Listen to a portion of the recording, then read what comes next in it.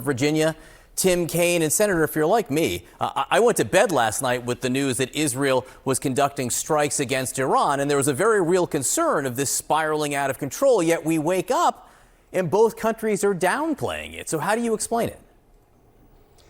John, President Biden strongly urged Israel to avoid any response once the U.S., Israel, and others very effectively defeated the missile and drone strikes that Iran launched into Israel. And that followed the Israeli attack on a consulate in Damascus that killed Iranians.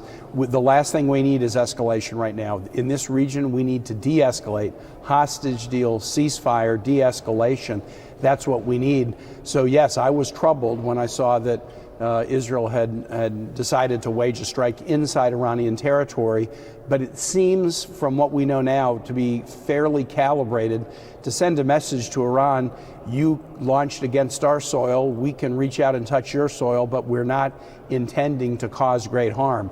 And if that is the understanding now, both Iran and Israel want to show that they have capacity, but they want to de-escalate. Hopefully this will stop and there will be no more back and forth. So relieved? Yes, I am. I think I went to bed just like you, worrying what would this portend, and yet the fact that both Israel and Iran are downplaying it is a good sign.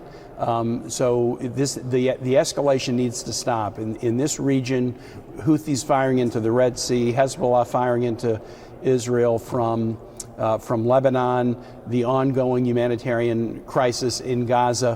What we need to see is a de-escalation, and hopefully the event overnight was Israel just showing it has a capacity, but calibrating that demonstration to avoid significant escalation. It is a strange thing when a military strike somehow seems to calm nerves around the world, but we'll leave that for a second because the U.S. House will, we believe, vote over the next day or so on an aid package to Ukraine, to Israel, not to mention Taiwan. How much credit do you give Speaker Johnson for pushing this forward? I am so glad that he is. I mean, we've been very frustrated in the Senate because it's taken too long. It took us too long. You know, we didn't get action in the Senate on this till February, but we have been waiting on the edge of our seats to see if the House would finally move. I'm very, very glad that the Speaker is doing it. It's in an unusual posture where he's basically taken the Senate bill, split it into three. He'll have separate votes on each of the three pieces and add in a fourth piece that the House wants, which includes some the regulation of TikTok, some sanctions on Iran that the Senate acted on in my Foreign Relations Committee the other day.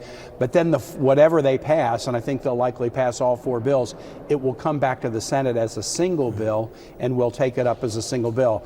The Speaker's strong words about the need to provide defense support to Israel, but also to Ukraine the other day were very powerful. And I think he is got a sense of resolve about it. And clearly the Democrats are helping him. The vote yesterday that set up this weekend vote needed Democratic votes on the Rules Committee to make it happen. Democrats supplied the votes to enable us to move forward. So I think you'll see this get out of the House in a bipartisan way this weekend. We've got about 30 seconds left. What do you think about the fact that it's possible this costs Speaker Johnson his job? I don't think it's going to cost him his job. I don't think the House has anyone else that could get the votes to be Speaker. And given that they don't, I don't think they'll move him aside. And I also think that Democrats, once this bill passes, Democrats would come to his aid and make sure that he's not pushed aside. Bipartisanship, strange, but bipartisanship that would be. Senator Tim Kaine from the Foreign Relations and Armed Services Committee, particularly great to have you this morning. Thank you very much. You bet, John. Glad to. Sarah? Strange but good, John. Speaking of which, just a few hours ago, Taylor